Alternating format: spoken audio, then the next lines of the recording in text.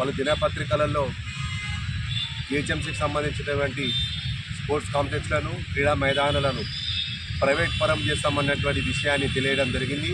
నేను ఒక బాధ్యత గల పౌరునిగా వాళ్ళు విక్టోరియా ప్లేగ్రౌండ్ క్రీడాకారుల సంక్షేమ సంఘం ప్రధాన కార్యదర్శిగా నేను గౌరవ కమిషనర్ గారికి గౌరవ డిఎంసీ గారికి వినతిపత్రం సమర్పించడం జరిగింది. ఎట్టి పరిస్థితులలో విక్టోరియా ప్లేగ్రౌండ్ ప్రైవేటైజేషన్ చేయొద్దని చెప్పేసి మన ప్రజావాణిలో కూడా కమిషనర్ గారిని కలిసి క్రీడాకారులతో పాటు కలిసి వారికి వినతిపత్రం ఇవ్వడం జరిగింది.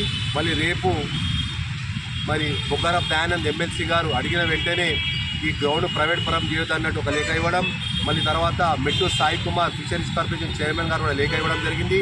అంతేకాకుండా అందులో భాగంగానే విక్టోరియా ప్లేగ్రౌండ్ ఏదైతే ఇండోర్ స్టేడియం ఉన్నదో నిరుపయోగంగా ఉన్నది, అది పర్రెలు పట్టింది, కారుతా ఉన్నది. అది ఒక్క దానికోసం అని చెప్పి ఇండోర్ స్టేడియం కడితే అది ఎలక్షన్ కమిషన్ వాళ్ళు కబ్జా చేయడం జరిగింది. అది క్రీడాకారులకు ఎంతో ఎనలేని నష్టం జరుగుతుంది. ఆ విషయాన్ని కూడా తెలియజేసినాం.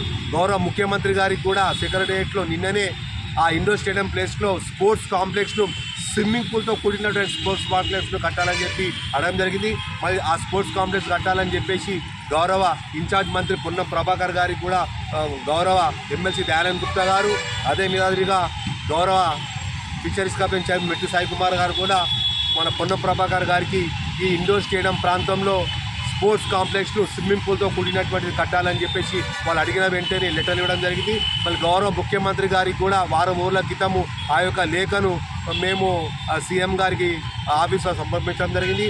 అది ఆన్ ద వేలో ఫాలోఅప్లు అవుతున్నది. రాబోయే రోజులలో బీపీజీ గ్రౌండ్ రక్షించుకుంటాం. ఎట్టి పరిస్థితుల్లో ప్రైవేటైజేషన్ చేయం.